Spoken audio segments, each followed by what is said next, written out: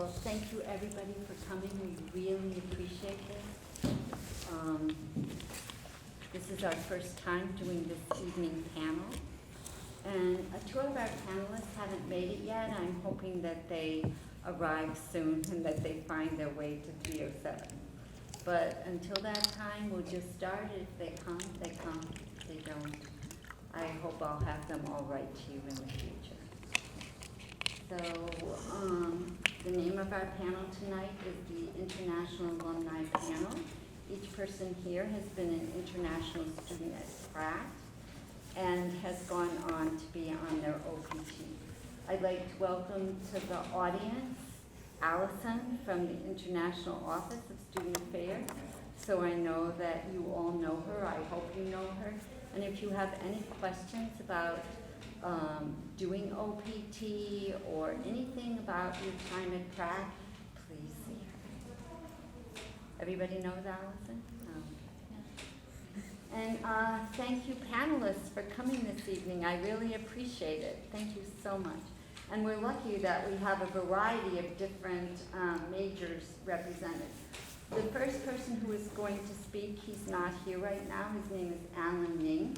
He graduated from BA Architecture and MS Interior Design and presently works in China on Asian Pacific for Marriott Hotels. He's the design manager. I'm hoping he joins us eventually, but he's not here right now. Then I hope I say this name right, J.Y. Zhao. Jiawei. Zhao. Jiawei Zhao, yeah. Jiawei Zhao. And he graduated from MFA in Fine Arts in 2018, and he's a working artist. I know that he has done a Mass MoCA residency and presently works for a gallery. The next person who isn't here right now is Ragna Hilder Robert's daughter, and she's in painting, and she graduated from the undergraduate painting program, and I hope she joins us. Next person is Danya Rajagopal. Did I say that right, Danya? So Danya graduated from Urban Placemaking in 2019. She's a program associate at Design Trust for Public Spaces. And Danya, I know, is a licensed architect in India. Our next person here is Yixin Wu. And Yixin is an industrial designer, graduated in 2019. He's a design engineer at Allied Maker. Sorry, just to be clear, I graduated last year, 2018. 2018, yes. My batch.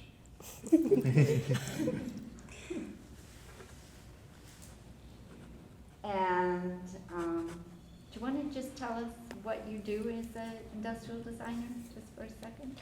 So I work for a lighting design company right now, and we work for custom lighting fixtures for both commercial space and domestic space, and they are handcrafted custom lighting fixtures. So it's very highly customizable, and the client can pretty much order whatever they want.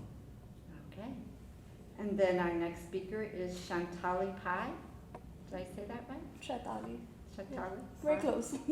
From AOS Graphic Design in 2018. Yes. And a consultant strategic experience designer at Deloitte Consulting. So we have a variety of backgrounds here. So we're going to ask a question, and then each one will answer the question, and then we'll ask the next question, okay? So our question is, tell us about your career journey from graduating to now. So from graduation to now. Let's start with Shantali. Oh, it's going to be tough, but you guys will love it. It's everything worth it what you study at Pratt. And after you guys graduate, like she said, like the OPT process will start, and you will be authorized to work for a year. And that's when I would recommend to apply for jobs like way before, After graduation, I had different experiences interviewing for several and many international firms. After I graduated, I was interviewing with Deloitte. That is literally like 3-4 months of the interview process. And in December, I got a job and I joined them in February as a designer consultant. So, yep, it's been fun. It's good to know a lot of stuff when you're outside the college. So, you can go. Okay, and Danya? So it's fresh in my memory because I just graduated last May this year. So right after graduation, I forgot about job applications for like 15 days because my parents were in town and I had to show them around New York and make them see all these beautiful places and why I'm studying public space design and why New York was the place to study it. And after they left, it finally dawned on me that, it's the next step. I had to like find a job. But thankfully, while I was in my final semester, I had already started making those steps towards it because I had an internship, 4-credit internship, which I was hoping would, materialize as a full-time job once I graduated. So most of it was waiting for your employment authorization card, which is a very critical process during your entire application. And this time it was a little delayed because of various government shutdown reasons. And so the wait was long, but I had a job at the end of it. When I had my OPT, I finally decided to pursue applied research, which is a subset of design research, which I really wanted to pursue.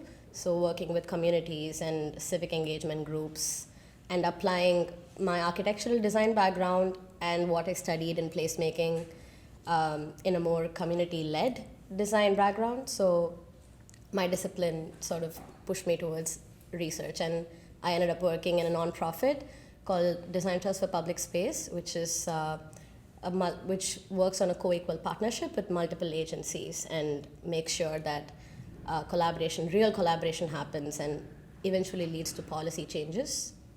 So sort of felt like eventually my trajectory led to where I wanted it to be. Okay. Okay, my turn. So I'll just remind everybody, tell us about your career journey from graduating to now. Yeah, I think my career path is kind of different than designers. Like for me, my only choice if I want to stay here after graduation is applying one visa. So, I want to build up my artist resume. So after graduation, I'm intern for an artist. He's a photographer, but he's not that busy. He don't have like too much like artwork production. But I get some skill and kind of experience like put on the resume like I art assistant for somebody. And also in the meantime, I lost my art studio because my MFA program in Pratt offers a personal studio when I was in the program. But for artists like me, just after graduation, have a studio is very important. So, and then I'm trying to apply some arts residency. But the problem is like most people graduate before me, like those international alumni graduate like a year before me or 2 years before me. Most of them already like went back to China because they have their connection in China, and also they went to like art school undergrad program in China. So it's better for them to try to develop their career. So I don't have anybody like I can ask like advice or get. So I'm just kind of searching those kind of residency by myself. So and then kind of until now I did 3 like residency. One, the most prestigious one is Mass Mocha, and also I did Chashama North and Kala.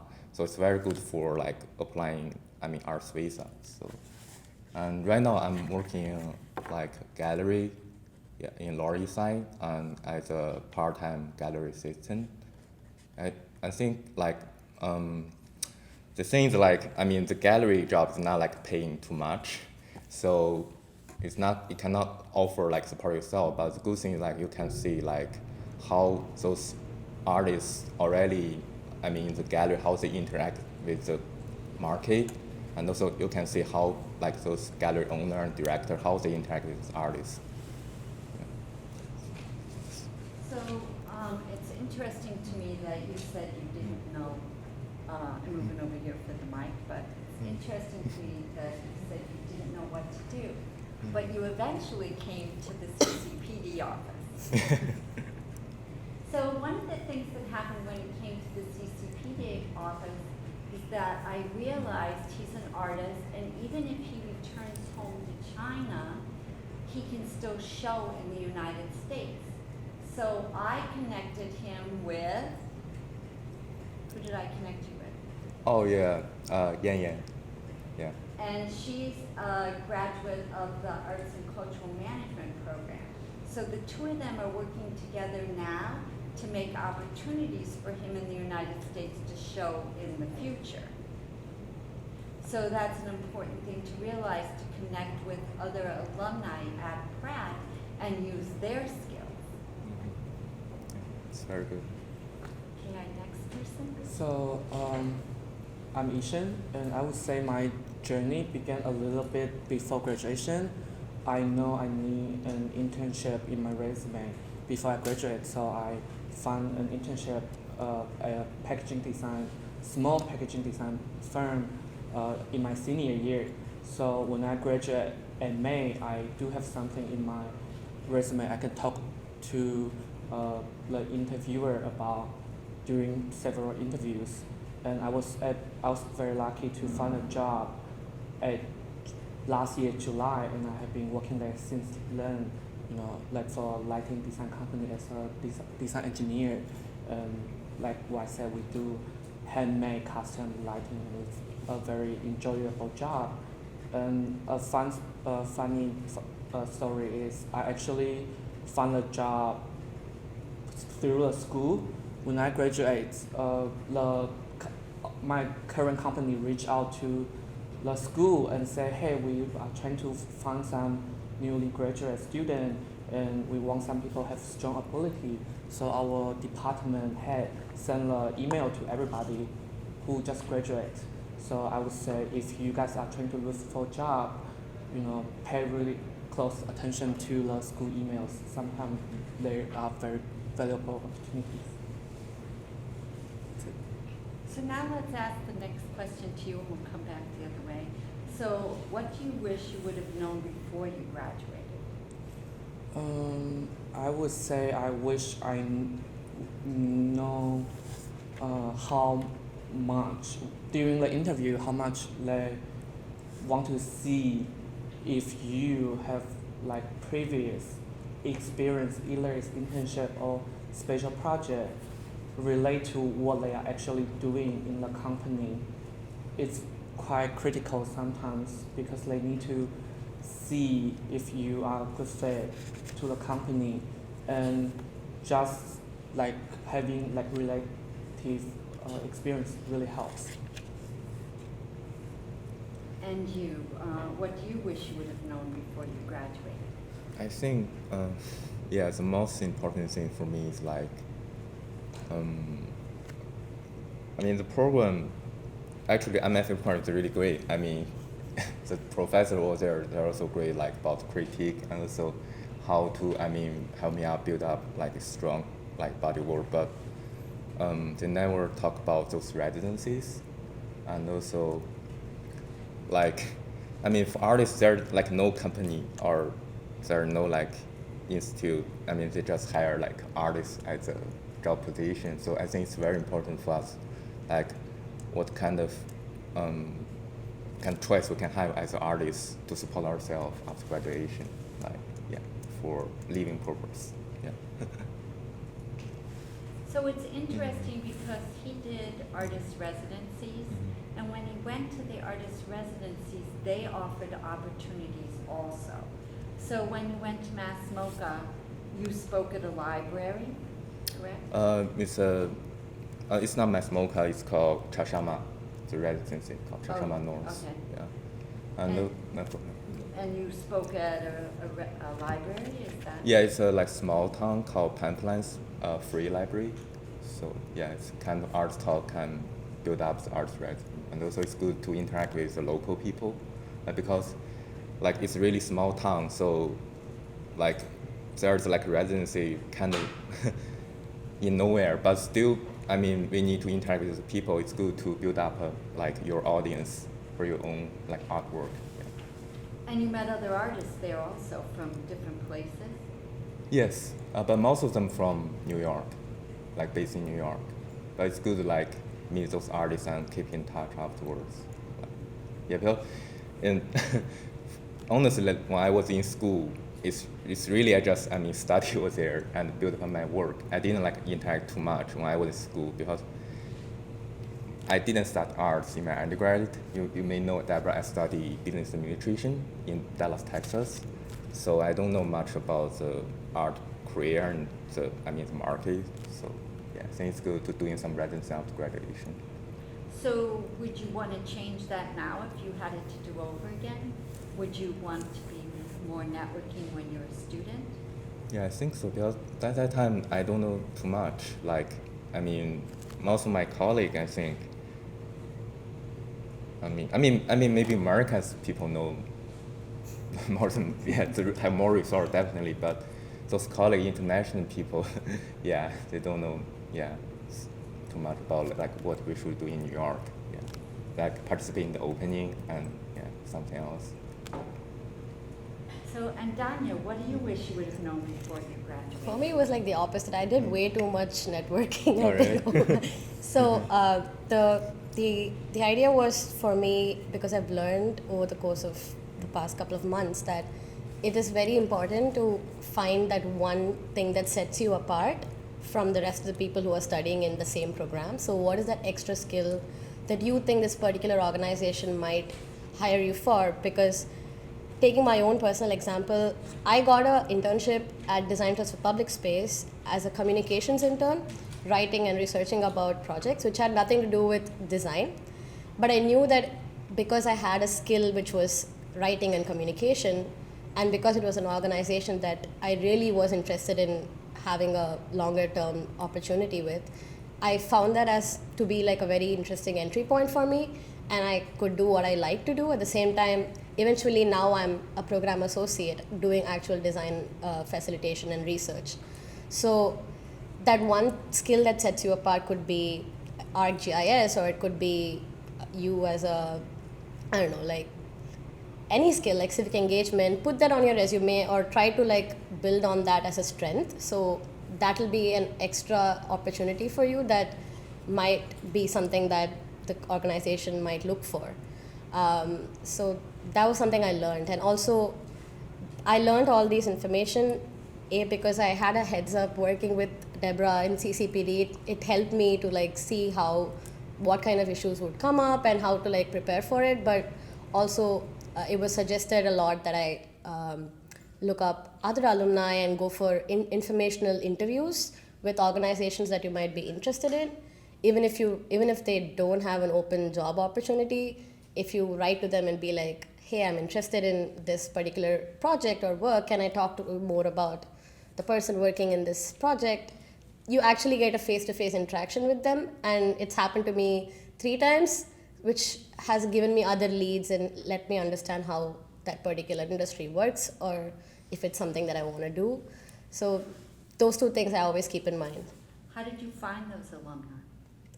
So one time it was an alumni, the other time it wasn't. So the alumni, they were giving pointers similar to how we are doing now. It was not a panel, but a face-to-face discussion about what can be anticipated. So will it be a progressive job, a position where you can like grow as a designer, or will it be very on the field? So the alumni had an experience about working with the city versus a non-profit versus a private institution. So that information you only get when you interact with people who have been in that field and who have been there for a long time. So don't be afraid to like go on LinkedIn, reach out to someone, and before that just make sure the messaging that you do is sort of like approved by, I don't know, visit CCPD. They have a lot of resources for that. So I would suggest doing that would be a great insight. All right, and what do you wish you would have known before you graduated? So I immediately, like when I was authorized to work, I started doing a 4 months internship at a non-profit. Then I got offered from an international advertising agency called Lloyd & Co. to work with them for 9 months as a corp training. during that time, I realized a lot of international students do resume building at career development. So then I went over there, I started building, and it just takes a year to build your perfect resume, but it's never perfect, but it came close to perfect. And all my jobs I got from the career development itself, including Deloitte. So when you're stressed out, when you have anxiety, you start applying for jobs, right? So I did the same thing right after graduation, and the one thing I wish I would knew is like to apply for jobs like now, like because employers hire from September till for the next year opening, or they want you to be on immediate hire. So a lot of students as international start applying from now. Like I said, a lot of companies take like 3 months or like 2 months to interview, the best candidates. So Deloitte started when my OPT was almost about to end. My interview started this year. My resume was picked in September, then it was gone to October, and then it started on till December. So that depends upon the industry though, Yep. because architecture or industrial design, they wouldn't interview so far ahead, am I correct? Exactly. It differs from You really need to send out the resume as soon fast as possible. Exactly. And Yeah. constantly, just keep sending. Yeah. Before, even if you get a little bit of sleep or an hour, just send your resume to 10 employers and be like, okay, you're done for the day. Also, So- my friend keep trying to fix their resume and portfolio too perfect before they send it, but I wouldn't recommend it. I would say keep sending and keep modifying at the same time, because there's no such thing as perfect portfolio. If you don't send it now, you would just keep fixing it forever. There are a lot of scenarios where I have built my own assumptions on my resume to the employer on spot. They like the last project I put on my portfolio rather than the first project I want. Sometimes you just have to pitch yourself in a way I wish somebody would have told me before I graduated. You have to modify your abilities, skills, strengths, and weaknesses to the employers so that they know what you really like, what you really don't like. So that leads us into the next question. We'll open it up for any of you to start to answer this question. So it is, what is the most valuable skill you gained at Pratt? who's the recent graduate here? Oh my God, me. At Pratt, I would probably say professional skill and personal life skill. So I gained both of them at Pratt. Professionally, I would say that I learned how to work in a intensively collaborative environment with people who will vehemently disagree with you, but you still have to get that studio project out, because how we worked in our studios were mostly in groups, and you could have an idea, you could have a skill, but you have to be very vocal about giving your ideas out. So it doesn't matter if you have a language barrier, it doesn't matter if you don't have visual graphic skills, because people who were in my studio were from different backgrounds. Not all of them had the same skill sets. So it's about learning from one another, and at the end of the day, you have to understand that it's a collaborative effort. And if you want your ideas to be heard, you have to present it in a way that is going to be accepted in a way that is not argumentative. So that was a very important professional skill. And personally, I think it's just mixing with coming from a different country and having the opportunity to be in one of the most diverse cities. And I still live in an apartment where I share it with 4 people, and I love it. And all of them are from different parts of this world. So I try not to keep with only urban placemaking students or only with my cohort, because the GCP cohort or the graduate planning or architecture, industrial design, interior design, all of them have some opportunities to collaborate, which is something that even during my thesis I realized that a lot, because some of the methods or some of the topics that one of my classmates had chosen would be similar to something that an interior design person would have chosen, and you finally come to know about that, and then they do a project on that. So it's very important to not just keep to your group and extend beyond that. You might find new opportunities that way. Anybody else? I can do it. I can do it. Yeah, I mean, I think the most important thing is like how to build up the relationship with your colleagues and even your professor. Like I think it's very like after graduation, I mean there's no class, but as artists, it's really good to have feedback when you're doing like artwork. So in the like real world, like nobody like want to I mean speak I mean seriously about your work. But those colleagues you meet in the program, they're honestly. Well, you build the relationship in school, and also I think it's very important to have a good relationship with like one or two professors.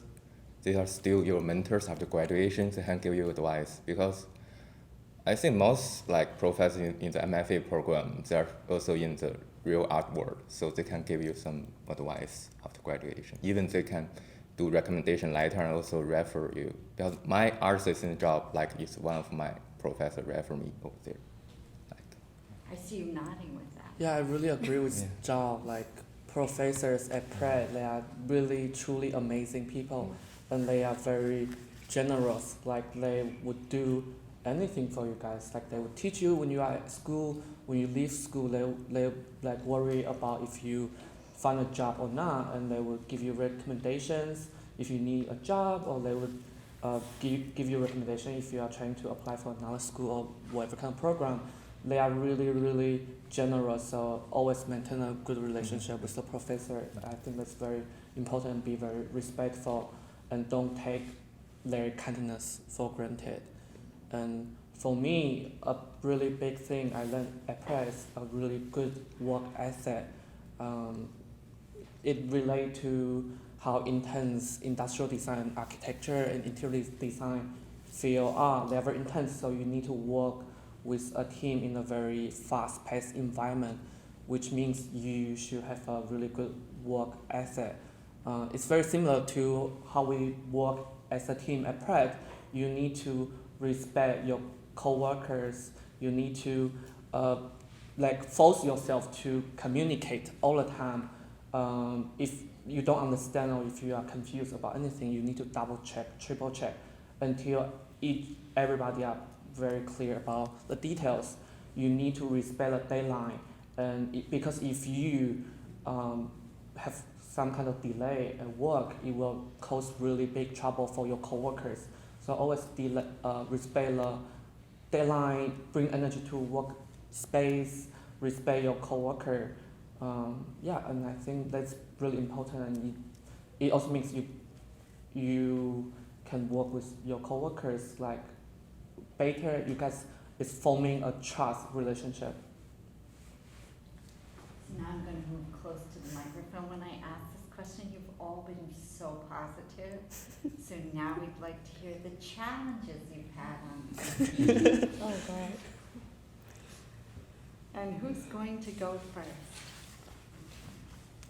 Do you want to start? Challenges. oh, I think what's the challenge? You mean the applied OPT or the? What are the challenges? What are the challenges you've had with OPT or on OPT? I think the most challenging thing is like, for me as an artist, like, because I think the thing is like, I want to apply the arts visa. So the priority, like, you need to build up your arts resume, the CV. But if I want to build up the arts resume, like, you know, for example, if I want to do residency, I must of the job. So I don't want to ask help from my parents, but they have to offer the help. But I don't want that. It's kind of shame to say that. So I think that's the hard part. But for us, that's the only choice. Like, we only have 1 year, so I have to build up like the resume as soon as possible. This year is really hard. So, like a show in apartment or like an exhibition in some, you know, or in not like serious art space, it's not count. So it's really hard this year. Yeah. Somebody else? I can go. So for me, it was, I would say, the timing. I had a confusion whether I should apply for the OPT earlier on or should I wait for like a little later in the month? Because I was thinking, will I have a job by then? And what if I have my OPT card and not a job? And what if I have a job and not an OPT card? Will they hire someone else? So that's a dilemma that I think a lot of people have. And so which is why it helps to not wait till the end. Like, I know everyone will be busy with thesis, final semester projects. This will probably skip through, but just I wish I had like planned it a little earlier, and I always work better under stressful situations, so I just pushed it till the end. So I think if I hadn't done that, I would have had like much more clarity and not panicked in the last minute and be like, okay, I'm just gonna apply it now and I'll wait for 90 days, and God knows if it comes in like 90 days. This time it took 130 days.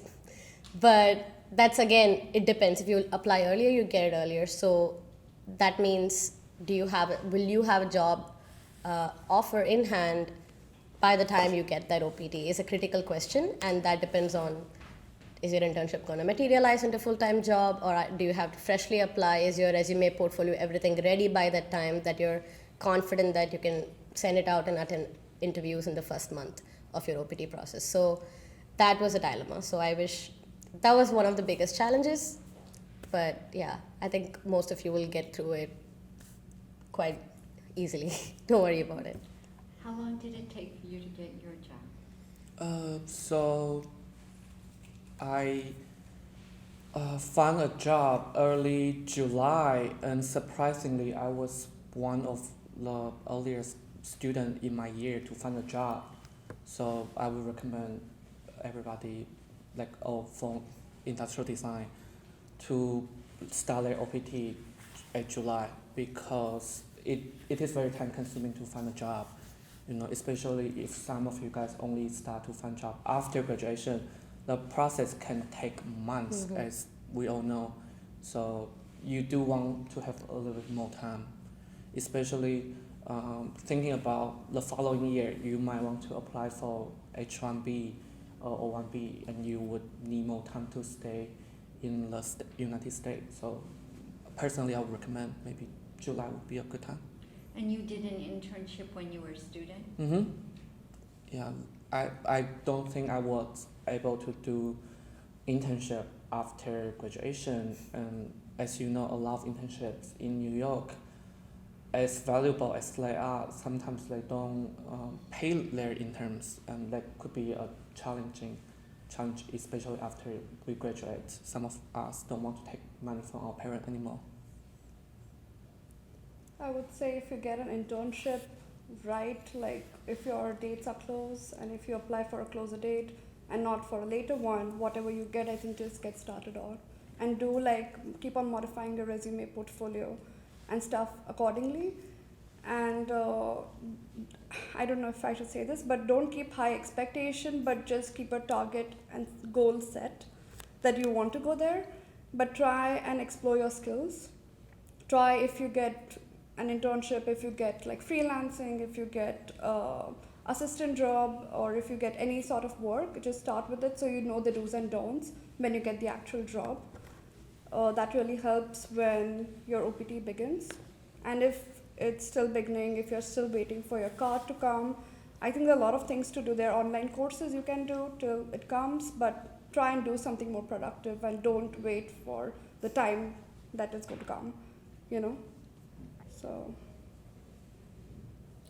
So I think you've kind of answered this next question, which is, do you think it's difficult to find work in your field as a non-citizen? Me.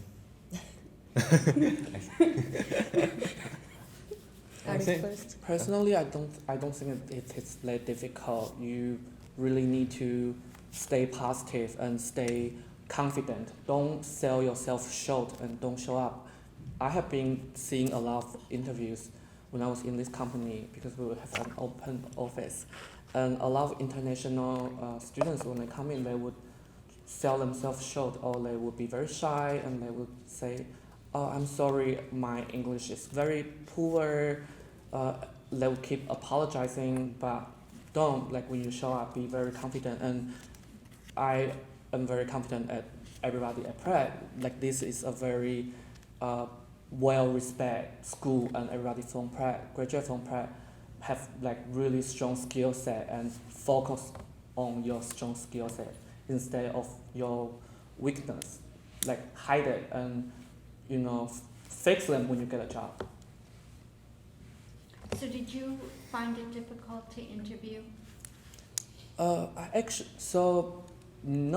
the thing is, before I graduate, I went to CCPD. I hope I'm saying. This is all advertising. Yeah, They didn't pay us to do this. I'm being paid here. I'm actually an actor. So yeah, I went to CCPD and we have a lot of like mock interviews, and they even invite some people from the professional field to come in to interview. Like what they say, even if there's no real job, it's always a good opportunity to practice your interview skills. It is very nerve-wracking when you first time like interviewing. I sucked at my first interview. After a couple times, you will get better and focus on the positivity you can bring to the company and focus on how you can contribute to the company, and I think you will just be fine. Yeah, I think I agree with Ishan, and I had a similar experience. I feel like students who are international sell themselves short, like you said, and that's probably because you're too humble. A difference from culture to culture. I don't know, like you're like too polite. It's good to be polite, but at the same time speak up about your passion, or like if you feel like I can do this as well, tell them about your interest. They'll be interested to do that. It's not that it can seem like a daunting task, but it's not difficult for international students to find a job here at all.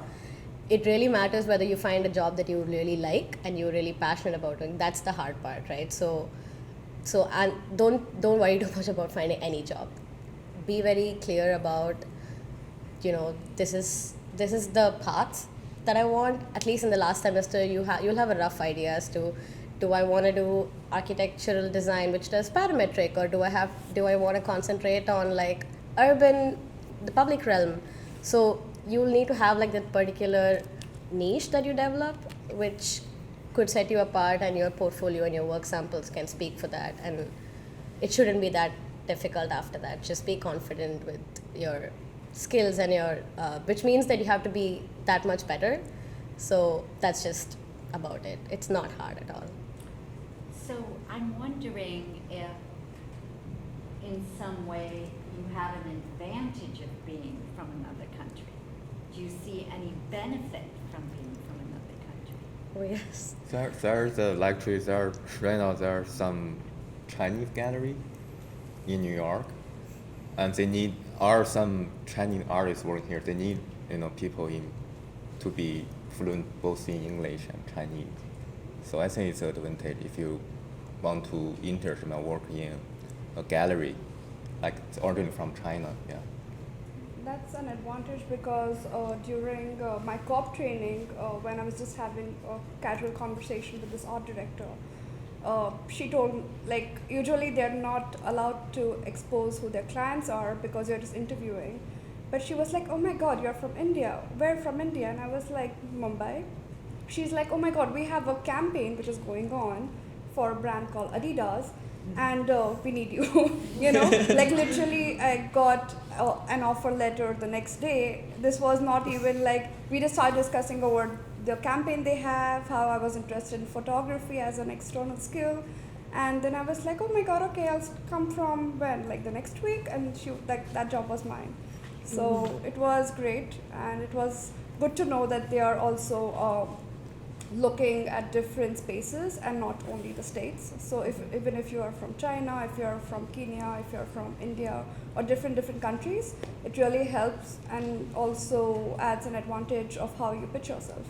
So because I always stick to being from India and not from specific places, but then a person like her who is curious to know where you are exactly from, and she's like, oh my God, you're not from here, but you're from here. Okay, what, like when I came in, she was asking me that, which places I can explore to eat rather than, you know, like different stuff she wants to know about the culture. So that definitely adds as an advantage. Yeah, I think most often during the interview process that sort of comes up.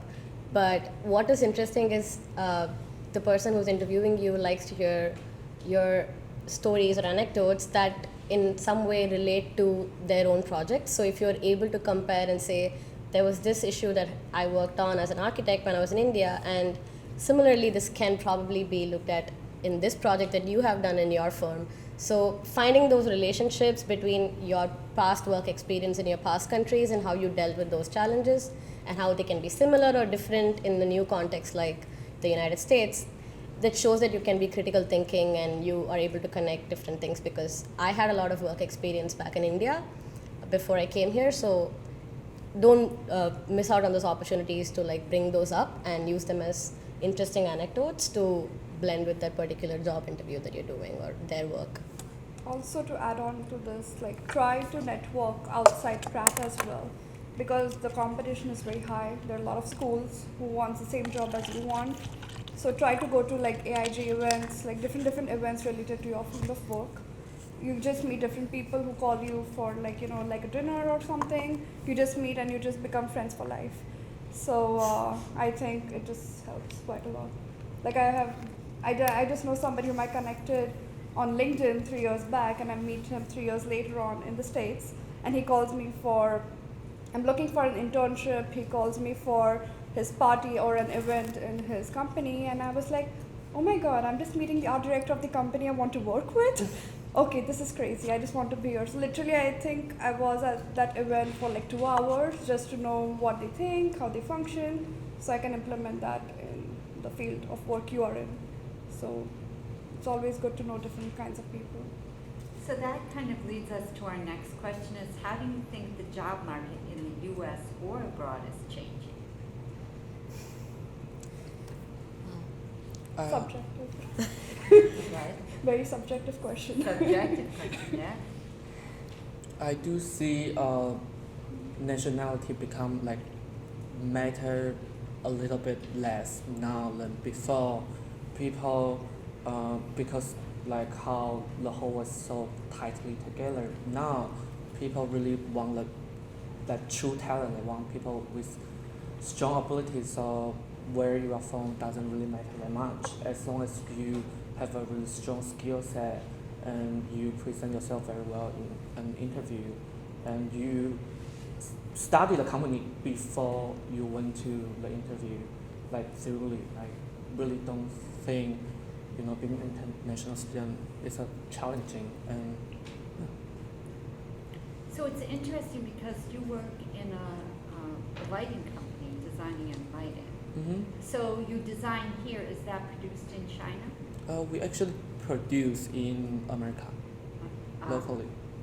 So your company hasn't been affected by the tariff laws and things like that? No, not really. Excuse me. Let me add on that. I'm sorry I'm late. I'm Alan. So I've been looking. Oh, come down in front.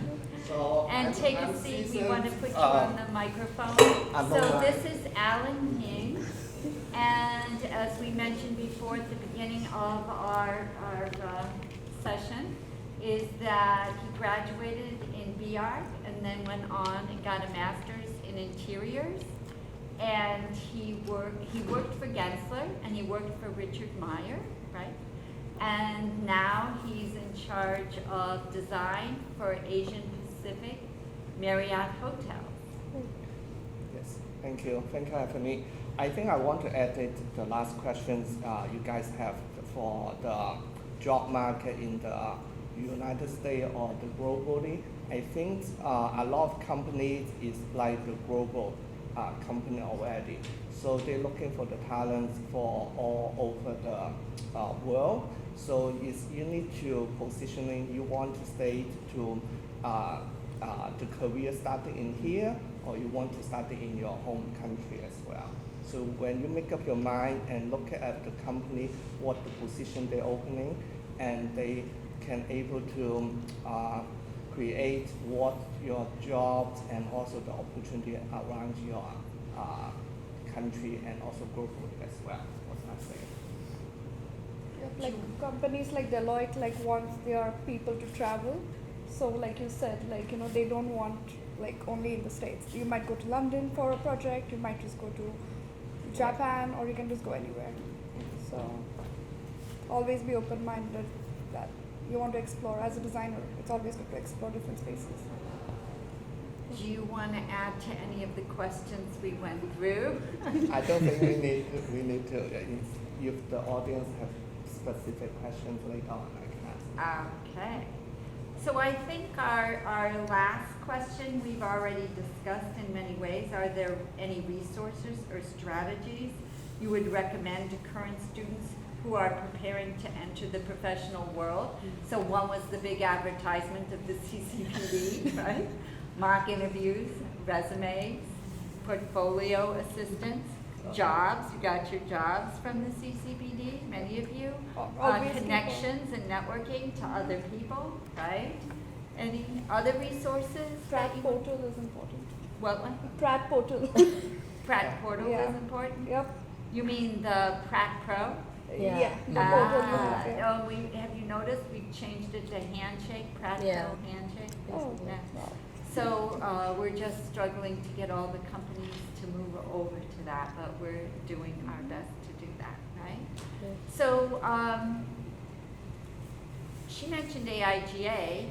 I guess, did you ever do anything with the AIA? Yes, AIA, IIDA, so all the professional organizations, so you can build up your connection or networking is a lot of resources as well as other people you mentioned is LinkedIn, a lot of platform right now, so it have the opportunity to show your work and also your portfolio and also what your background is. It's not like I graduated 20 years ago, so it's much more robust and much more globally. So a lot of people looking throughout the world, so it's specific what talent they're looking for the regional office or the headquarters in US, they specifically searching for that. You know, I'd like to say, you're saying you graduated 20 years ago, but what I find is the job market has changed a lot, and Yes. people who graduate even 5 years ago start to become in positions of hiring managers, what we call So you are a hiring manager at 20 years ago, so that you can be telling them what to be, how to connect to you, how to connect with alumni like you. You know, if they write to you on LinkedIn, what's going to turn you off and what's going to turn you on? That's a big one, right? 'Cause Right. you only have so many characters. It's like, can we have a cup of coffee? No. Yeah. I think it's the right moment and also the right connection with the goods and whatever now the technology, so it's still missing the emotional connection for one-on-one. So you really need to have the dialogue in the person for the interview. So on paper, on platform, all can be just only one angle of represent yourself. So I feel like now the new generations and also the youth need to feel like how to connect with the people to do get the connection and emotional for the hiring people, I would say, because it's like they can get 20, 30, 50 application every day. So how they can really stand out for that? So it's other skills challenges for them to work on. Yeah, that reminds me of a orientation session that I remember Deborah and I did called Tell Me Your Story, where you almost always have to like try practicing and telling your passion or career path or like what your interests are to different audiences, and in a way that sort of helps you prepare for an actual interview. When you talk to an interviewer, how you're going to pitch yourself or your angle of passion, how you're going to talk about your story, you know. So don't miss out on these very critical orientation sessions, which can help you, like it can bring up more opportunities for interacting with other students, but also they will all have similar questions. And in terms of just other resources, your professors are a great resource, and most of them here in Pratt are visiting faculty who work and teach. So really get to know their body of work and get to know your peers and see if your interests match. So most of the time your resource can be sitting right next to you and you wouldn't like notice them. So make sure that you have that consciously in your brain. I have like done like I don't know if I should say strategies or what, but I learn from different people's work as well as I learn from companies' websites, because I just feel their vocabulary is really good, and I learn from people's work of how they elaborate or how they put the entire content of their entire life or years in one space, and that really helps me to know more. And then I'm like, okay, this is the kind of work I want to do maybe in 2 years. So then I start researching a little more. And some people I really like when you were mentioning LinkedIn and stuff, is like the suspense portion. Like I do that. I don't put my resume on site. I want the person to get in touch with me to know more. Or I don't, on my LinkedIn, I don't mention the brand names, but I just tell maybe, you know, but I write it in such a way that the person is curious to know more. Yeah. But I don't know, that curiosity just becomes like 90 requests overall on LinkedIn, which is crazy. But the curiosity to know more about you and not opening up everything is also key to get a job as well. Like you shouldn't oversell yourself or not put everything, but just give enough content for the interviewer to know how and what you do. So he just knows that you're the perfect fit for the job. And if he wants to know more, he'll call you for another round, or he might just keep on asking you to for an hour or so. But I would recommend try to look. There are a lot of resources online, so try to look at AIGA or different companies, which are there are a lot of startups coming up who have a lot of sponsorship. Try to look at that, and whichever company you want to work with, start reading who and what people they hire. So that might really work out. Oftentimes, the job market is described as a iceberg, that you can just see the top and that it's huge underneath. But what you're describing is that you can just see the top of the candidate and it's huge underneath, right? Exactly, yeah. So I'm curious, because a big part of what you were saying before is that you met somebody on a plane or at the airport and you got invited to a party and you could learn what they were doing. Or you're at an interview and they happen to slip what their client is. It's like in some way knowing what I know that he's Asia Pacific and he does Marriott hotels. So what's happening there? It's like the Tokyo Olympics.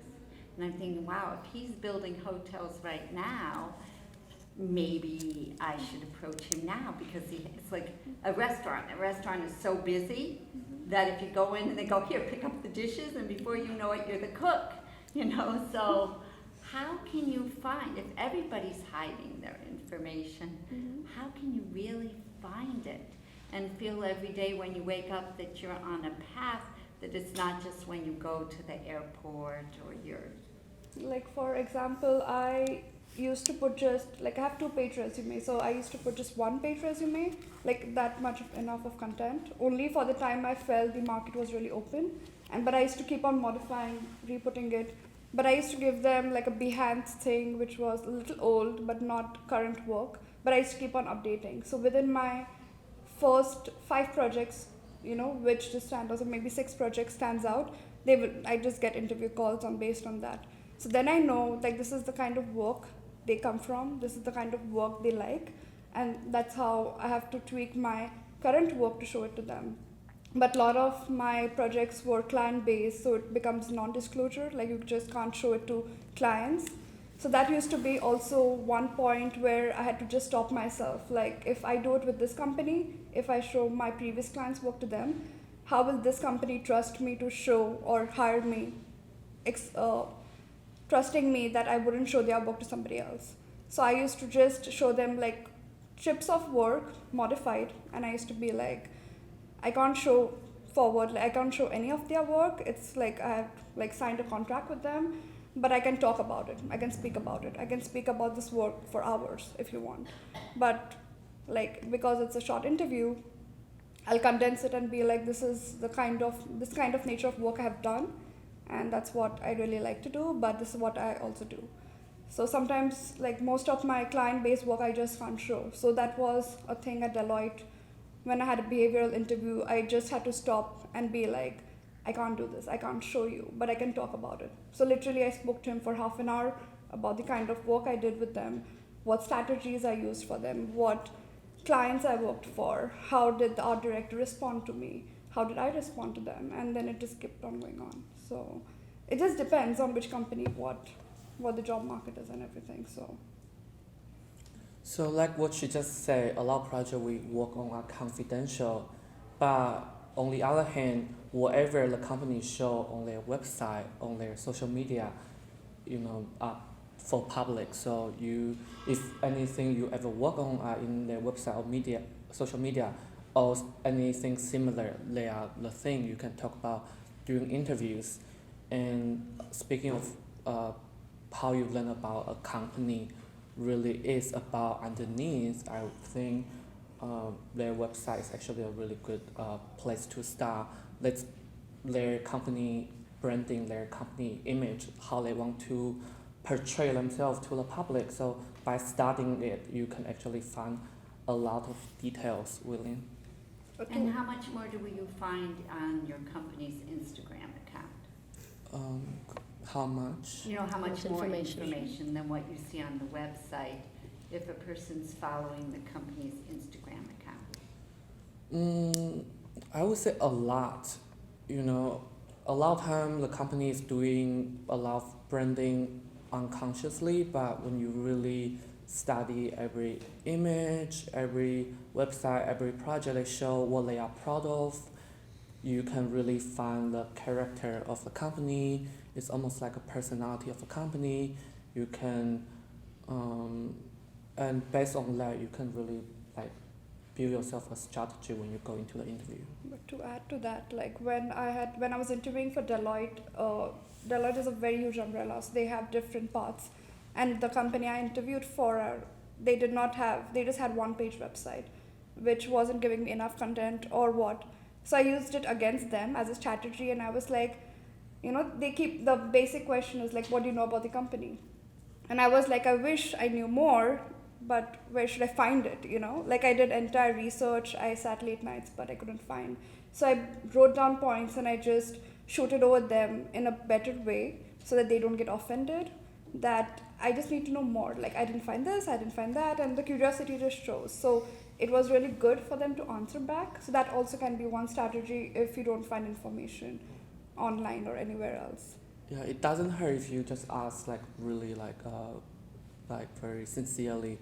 I would also say, for example, in my case, if you see some people's Instagram when they are showing a lot of work, not in a studio background, but in a client's actual place, then you start to realize how much they care about client instead of their own product. They like to see their product in the client space.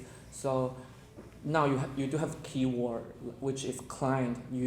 When you go into the interview, maybe you can talk about if you have past experience working with any kind of client, how you are able to, just find a solution together. And also one thing that always works is always lead with something that, you're asking them about them and not talking about you. So be like, hey, I saw this project that you did, and I think this is really similar to something that I did. So the first sentence has to be something that they are hooked into, that they want to listen to you because they know that you have paid attention to something they did previously. So if it's a person you've never seen or heard before, don't just like start telling your bio or like just copy pasting your cover letter on LinkedIn. Like just be like, this is a project that I'm really interested in, or this is a research topic that I really love, and I would like to chat with you more about this, and because I'm working on something similar. So start with them first, and then move on to who you are and what your interests are. So that is a really this always works when you want to talk to someone who's new and who you really look up to. Yeah, so don't just like start going on with I'm from Pratt. They can see all that on your LinkedIn profile. Unless you meet an alum. I- Then you want to say, hi, I'm from Pratt. What did you graduate? What was your major? You want to say all those things. That's Yeah. the plus. Yeah. Yeah, I really agree. I mean, even in the art world, I mean, if you go to the opening, like you should focus on the artists. I mean, people, so exhibition for them. So you need to focus on their work.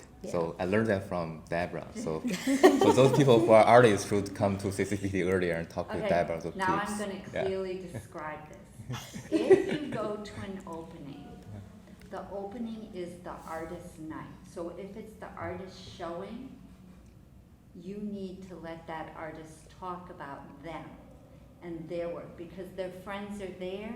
They've invited people that maybe they think they can sell to. So if you go and meet the artist and you talk about your work, because the artist is going to say to you, so what kind of work do you make? The polite thing would be to say, let's get together for a cup of coffee next week. And let them have their day. And almost all artists make that mistake at least once. When the artist at the opening asks you what kind of art you make, you're excited to share. And it's a positive sharing, but it's just the wrong moment, right? Yes. So everybody does that mistake, so we've, all learned from that. So now I'd like to open it up for questions for all of you. Don't be shy, ask them the most embarrassing questions you can think of. Oh God. Uh-oh. All right, so let's hear a question. And we're going to put up a survey link on the screen. Go to the next slide for the survey link, so that at the end you make sure that you tell us if this is a good event or not, because that's how we decide if we do more of this.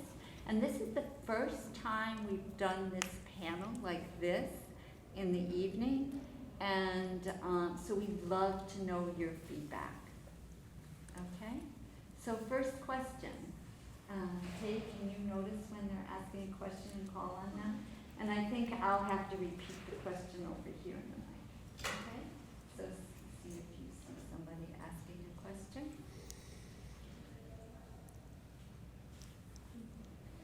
No questions? Yes. Can you talk about your academic journey at Pratt? So the question is, can you talk about your academic journey at Pratt? Can you just describe a little bit more what you want to know?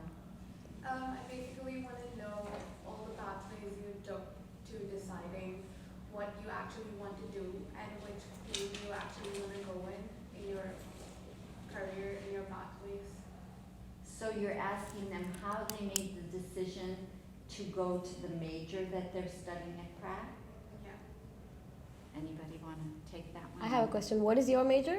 Interior design. So Interior your design. major you think is interior design? Are you a first year student? Anyone here an interior designer? Anyone? I have friends I can put you in touch with. I'm living with one. But you've got a master's in interior Yes, design. I do. Yes. So you asking me why my bachelor is the architecture. So when I was studying architecture in here, it's 5 years program.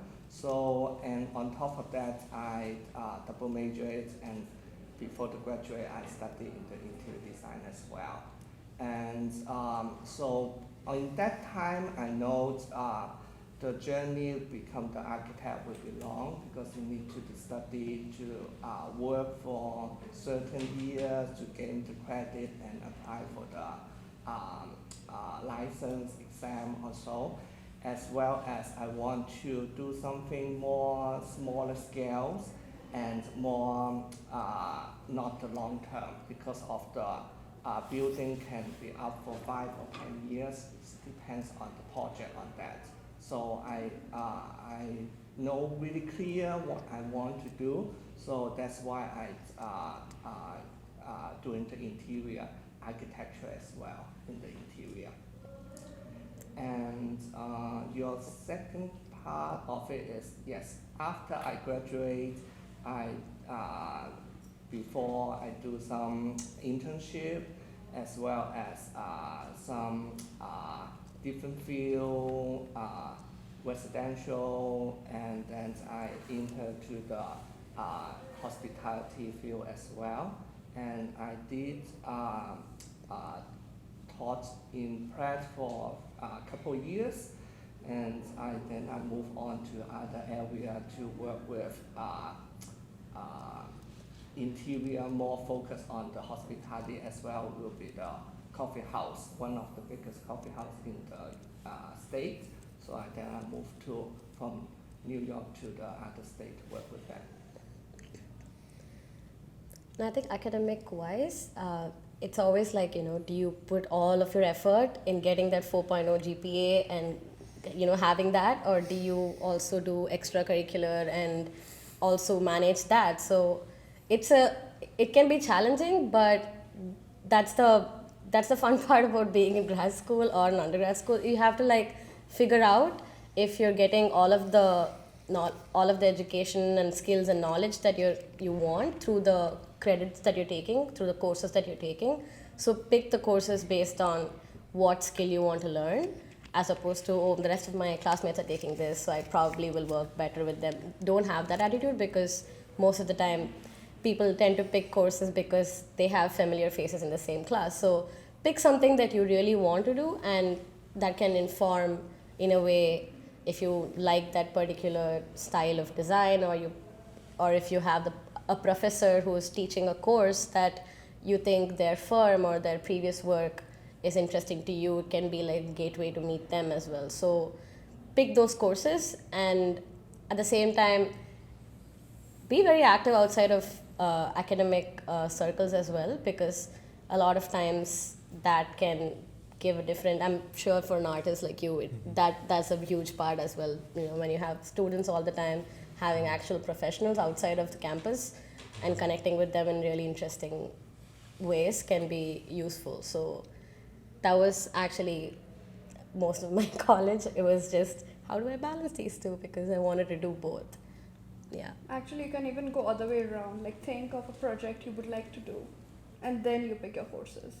You start envisioning something you would like to design, or a product or anything, and then you just know that this course might blend in. That's when you decide to go for that. So it's about your passion, and then you can pick up accordingly. I think it will just show you which one you want to go for. Yeah. So that also helps. Another question? Okay. Ask. Okay, so I have 3 questions, but my questions are, when exactly did you start mentally preparing for graduation? Was it 4th year? Was it 5th year? Was it sometime in 3rd year that you started going to the CCPD, or making researching companies, or thinking about what type of companies that you wanted to work with? And also, realistically, how many companies do you actually apply to before you get a job?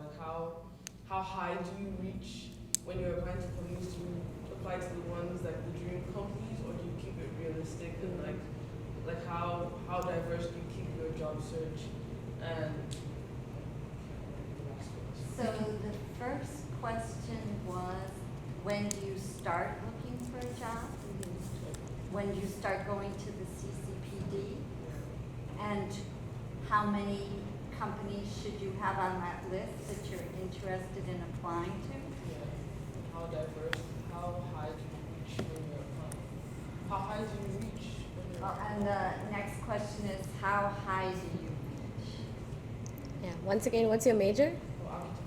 Oh, okay. I think I started applying from day one. I went to the writing center, I went to the career development to figure out what's going on. I wanted to know more than my classes, what's going on around me. So I'm mentally aware for what's coming. And then I think during summer and like fall and for jobs, I think I might have applied more than 200 plus companies. Like every day, maybe like, I mean, not for internships, it might be less, like around like 5 companies in a day. But I used to even meet people, you know, for events and stuff like that. So you just, I don't know how to say, how to keep yourself higher. Just aim higher and you will just be there. So.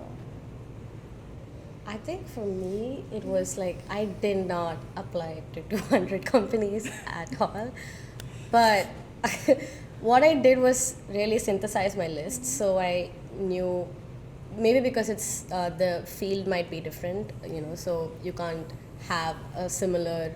I applied to different countries also. So. Yeah, also that. Not in the US. Sorry, continue. Yeah, so that's another thing you might want to think of. Do you want to be New York based, or do you want to like apply to other cities? Will your expertise be more relevant if you said you had job experience working in different cities in the United States? So that might really help.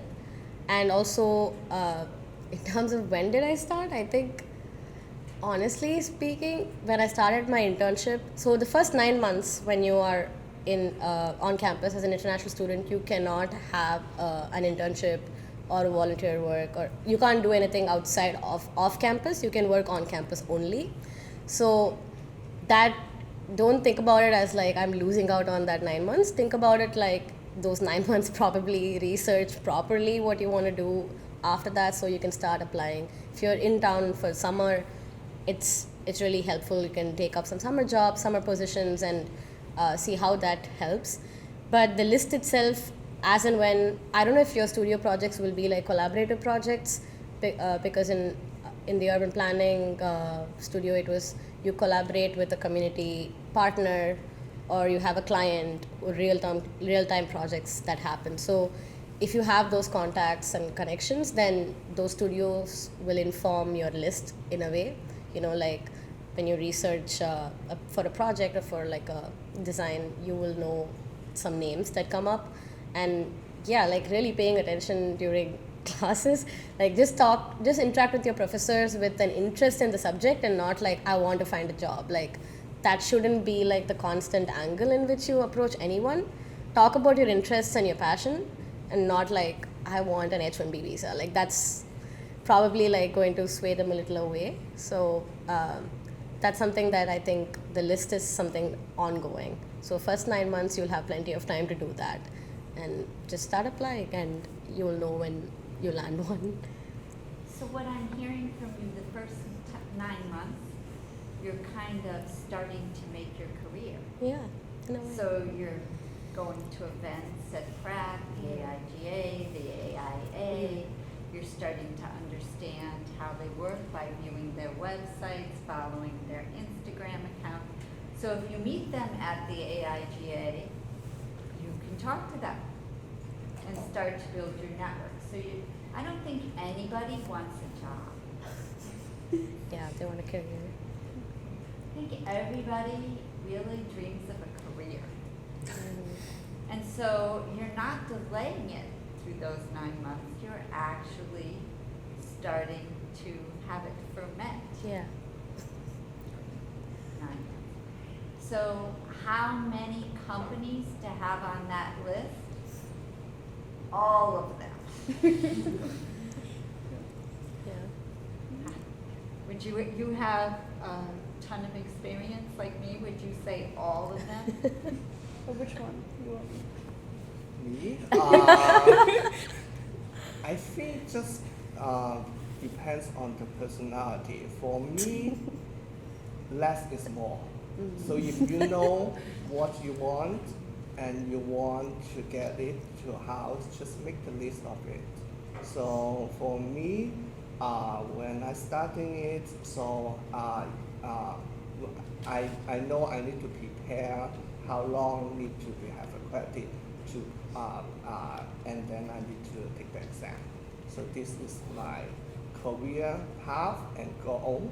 So if I get into registered architect, I can have more opportunity to do what I need. So that's the architecture field. For interior as well, they do like in that time, the lead things is really trend, so I take the lead exam as well. So that would be helping me for opportunity to apply the job, because on that field, in that time, it's not a lot of people have that criteria on their resume. So that will be the plus. So it just, I think it's just based on your belief and also your instinct. Some people is like apply all and you can scan it what you want to do. That's one of the approach. So it's not like the perfect formula for each person. So I would say. Like in my case, like I have even a background with animation, visual communication, and then graphic. So for me, applying for 200 was more like, in different countries obviously, was more like understanding where I blend in. Also, people might not be open in speaking up. You also get rejections. So you should also be prepared for that. You just can't be like you are the best. Like there are 100 more people who are also the best. So like in that frame of mind, you just keep like options open, you apply, then one is gone, then you have second one, you just keep on applying. It's always a back and forth process. So like I guess in a week you might just get like maybe 5 companies who want to interview or 3 companies who want to interview with you. So you have to balance that out as well, of how you approach them, how they approach you, and then figure it out. And I want to add on that, if you have opportunity work in the office, in office or in the office in the architecture or interior, so they always have the connection or their faculty. They know what other friends or other company they're looking for. So you will have ahead of the game of the other people to get the information behind. If you have get the relationship working with the faculty and the department office. That's what I did. Yes. Also, just to blend everybody's answer together a little bit, I do recommend to apply to every company because you don't know when opportunity will come. But remember to have a hierarchy. Like there's only like a few companies you really want to get in, and you need to prepare somehow. You need to do your research even before you write a cover letter for them. So you only get one shot for each company. So my suggestion is to make the A, B, C list. The A's are companies I really want to work for, but maybe my skill might not just be there yet, right? So if I were an animator, maybe it would be Disney, right? Or another Pixar. animation. Pixar. Pixar, yeah. Cool. Or what's the Japanese one? That one. That's the one I want. So then the B company list is the list that I feel like I'm a really good match for. It's like when I look at their work, I can see it in my portfolio. It's like I'm a super good match for them. And then the C company are the companies I don't want. But what I do with the C's is I practice. Just like a runner stretching or, before they run the marathon, I practice with the C's. So I might apply for a job with the C company to see if they'll call me in for an interview, because in that process I can interview and not be afraid. And then if they do offer me the job, I can think about it and learn how to communicate nicely without getting people angry at me. So that I recommend making an A, B, C list. The biggest difficulty I find is when people come to the career office and you say to them, what companies do you want to work for? They'll only name off 10, and they're all the big ones that everybody else at Pratt wants to work for, and everybody else at SVA wants to work for, and everybody at RISD wants to work for. So the more companies you have on that list and put in an Excel spreadsheet, through your 4 or 5 years at Pratt or 2 years at Pratt, whatever it is, the better off you have because you keep adding to it as your career grows. Another question? That was a great question, by the way, all those parts to it. Another question? Yes. Where and how did you network with the people that gave you the job? So what's your major? Animation, 3D animation. Okay, so his question, he's a 3D animator and he wants to know where and how you network with the people to get your job. Now, there is no animator on here, but you do motion graphics, right? Yeah, I've done, yeah. I think Alumni is one you can start off with, but I think they only might end up giving you opportunities to speak to different people, I believe, because there are some events like I've been to, then I share my contact, like the quickest way is like the LinkedIn, and then I share my email, I email them, I'll be like, hi, like we met on the so-and-so event, I would like to know more about this company. And then if I see an opening, I might just send them my resume and my portfolio and be like, only if you think that I'm a good fit, could you like put a referral? But the networking starts from there. Like you just start building that rapport with one person, then you just get the rest simultaneously. So.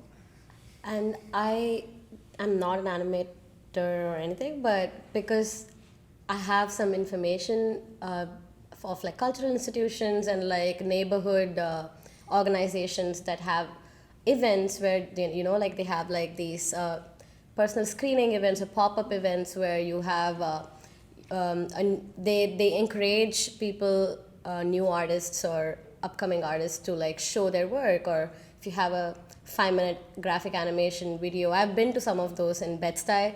They have like really cool events, and like they can be in rooftops, backside of coffee shops, and there is no dearth for those kind of events in New York.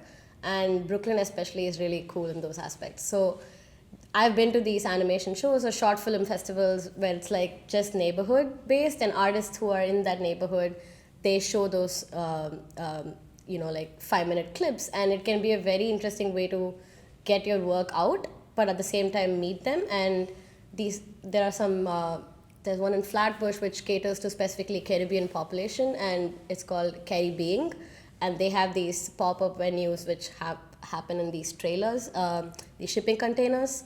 And so it's like really finding those little avenues which are in your neighborhood or in a location nearby Pratt, and source them out, really like look towards them. And if you have a piece that you want to show, that can be an opportunity to do that. So I found those kind of events to be really useful for artists. There is one called Animation Nights, which you know that?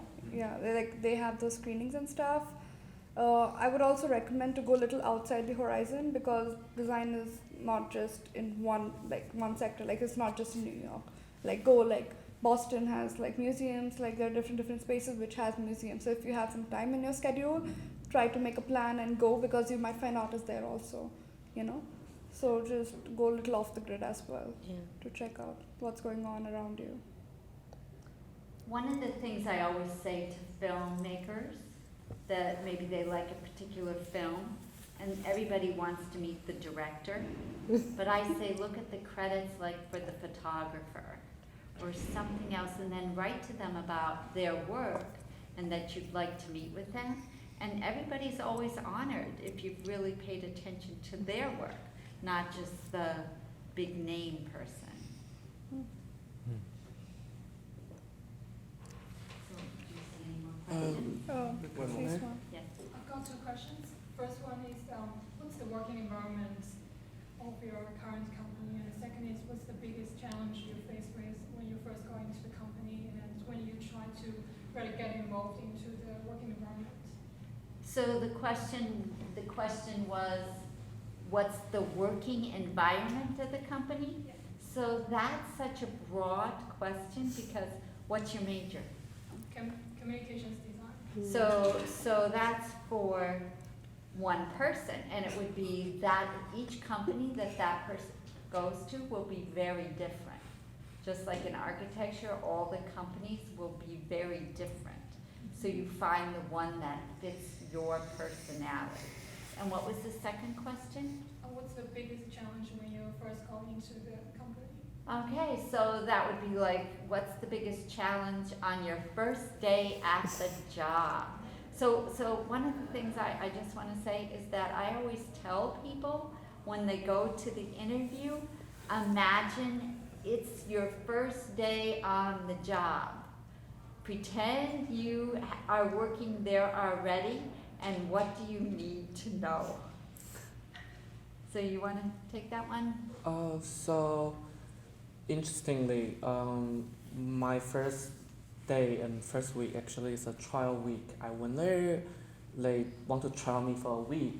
So if I pass, I would get a job. If I don't, I would be unemployed. So it was a little bit nerve-wracking, but I hold myself together and act normal, try my best, being very very honest, to be honest. Like if you don't know anything, ask, and they actually help me so much because how many questions I ask actually impress the boss, and they know I'm somebody who pay close attention to details and not afraid to ask questions. I think for me, the interesting is like I'm working in a gallery now. Before, I'm assisting for artists, so he's kind of easygoing. So it's just two-person relationship, me and the artist. And then when I start my first thing in gallery, it's a commercial gallery. So the main thing is for business, earn the money. So, and it's a medium-sized gallery, but the working environment is not good. We only have one desk. So it's a gallery owner, the director, and also the director and me working on the same desk. It's kind of nervous, to working with them. And also they are watching your progress, like what are you doing right now? Yeah, it's kind of not that easy going working environment. But right now I already get used to it. They are friendly person, but you can see the different, like working for artists and working in commercial gallery, like more pressure. Okay. Yeah. For me, just coming from India to United States, the hierarchy in the workplace itself was different because I'm so used to calling my my employer in India sir, because that's how you refer to them. You don't call them by first name. It's just a normal thing. But here I found it to be much more informal, and the hierarchy was not really there. And I'm pretty sure it probably depends from organization to organization, but the place I was working with was more like, it was a close-knit group of people, and we all had to communicate constantly in order to know what was happening. So it would just not always be about work. It would just be about, the democratic debate that happened last night, or it would be about the water crisis, something. So it helps to be part of those conversations, because otherwise you'll just be sitting and doing your work, and they won't know other things about you, your interests, and you won't really interact outside of the workplace. Or if you have like a serious question, that informality sort of helps sometimes. So that was really pleasant for me, because my work experience in New York, in both the places, both in Gale Institute and in Design Trust, has been really more like no hierarchy. I don't care if you're an intern, your opinions and viewpoints are respected as much as anyone else's. So they really value that, and you shouldn't be afraid to tell your ideas just because you have lesser experience compared to them. They actually value if you don't always like keep your thoughts to yourself, So that's something that everyone encourages in work environments here. For me, like I said, I had a very massive interview process. So I had 5 interviews with 6 interviewers and 100 competitors. That's my fellow mates right now. So when I interviewed with different people, I also interacted with the people who were also applying for the same job. So on my first day, I was trying to look like the people I interacted with. And then I started to figure out who my interviewers were, so that at least I get a strong sense of what's going on. I'll get more insights from them. And then I was introduced to the entire team. And then you just know, there are a lot of workshops, boot camps, and a lot of orientations like how grad school, undergrad have. That's when you know more people who were chosen with you from different backgrounds. Like everybody wouldn't come from the background I come from, so it was more interesting to know and start interacting from day one that what kind of people you will be working with. And sometimes like they had projects which were in another place, like so you just say hi, hello, and they're just running to some other space, and you're like, that's it. Like we have to now talk on somewhere else. But that's the starting point. Like you just start interacting with different people as much as you can, and even if people go out of places to work, you just have that connection built later on. Maybe you just land on the same project, you know. So that's how you start on your first day, I believe. Okay, for me, I work in the New York, and now I work in the Asia as well. So it's different culture and different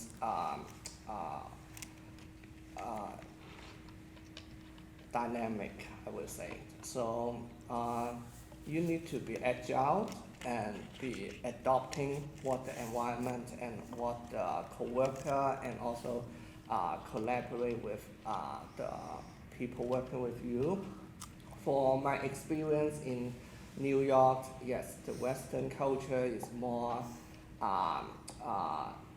like everybody have an equal opportunity, and all the opinion can speak out for all the things is great. And so that's all you learn, how to grow your personals, and how to lead it for your critical stage for your personal and professional growth. So for the Asia, of course, it's different culture. They always will have respect and always say, boss, what you want and what you want, tell me, I will get it done and impress you. I always tell them, no, you just need to tell me what you think is the best situation you're going to handle. So how you culturalize is differently, and how to nurture your talent and your team is the skills is differently. So Yes. So I'm architecture as well, and my question is really like, how much would you say that employers like look for skills outside of architecture? Because I know you meant, Danya, you mentioned BIM and GIS, like how that's like an edge you would have. But what about skills maybe in fashion design or like jewelry making? Do you think those skills would help you in like looking for employment, or are those things you should leave out of your resume? So the question was, from an architecture student, how much would skills that aren't architecture skills, like jewelry making, fashion, help you be hired by an employer? Is that correct?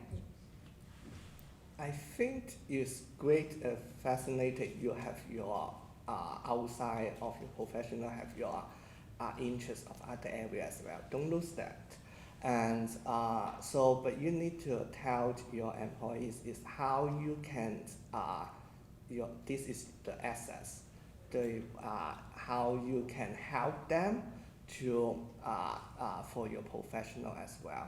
So your fashion skill or your industrial design skill can apply to the architecture or material selections, so you can tell them, so this is, I have visions how can to support for the team and collaborate with that.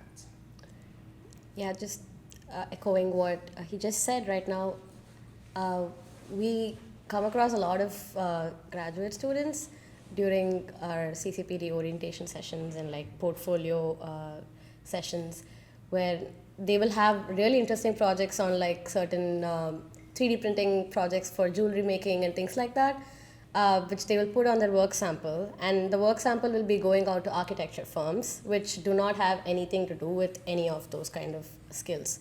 So maybe if you have some interest in fashion design, and if your architecture firm is probably done a design for Louis Vuitton building previously, maybe that would be a great synthesis of both your skills, and seek out firms like that. So really decide, like, again, it's about hierarchy, which is your most relevant skill to that particular place.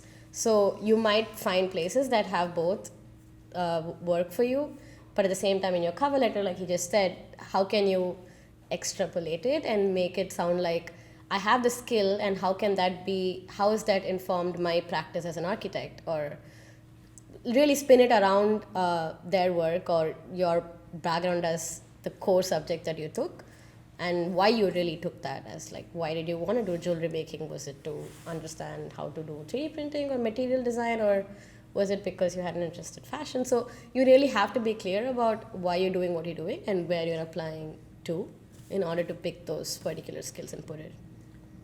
That's brought up an interesting point about being able to talk about your work and write about your work. And that's really in the case very heavily with fine arts, to be able to write and talk about your work. Oh, you mean my real work? You're the fine artist on the panel. Yeah, like talking about your work. You mean my real artwork or? Yeah, your real artwork, right? Being able to write and talk about your real artwork. Oh, yeah. I think like, you mean talk about how I write this artwork, or Like curation, I believe. How you curate your work, or how do you put together or speak about it or write about it or stuff like that. Or your description and presentations. How do you prepare? Oh, yeah. It's okay, it's late in the night. Wow, That's why. it's painting number 1, painting number 2. No, he writes about his work. Oh, okay. I think like for me, like the things like when I write the art statement, I mean, when I was in school, I mean, my native language is not English, right? So sometimes I'm going to writing center, but I think the writing center, most people most people working there are not like fun artists. I think the good thing is to like have feedback from your colleagues in the program, and also it's very important like apply those residencies. Like the thing, I think some people just think like why we should do residency, maybe we should have more exhibition. I mean, it's also good to have exhibition, but as an emerging artist, it's very important like you get recognized by those non-profit institutions, because if you involve with those organizations, if you are going to the residency, that you mean some people can recognize your work from the organization. Even, I mean, you failed, but you get people can see your work because those jury panels are from the professional world. And also, when you put down the work, I think it's important to ask feedback from your professor, and what do you think, like, is that cohesive body of work?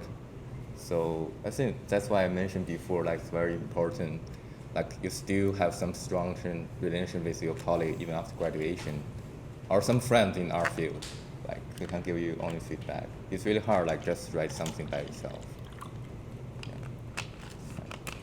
Any more questions? So I hope that all of you will fill out the survey.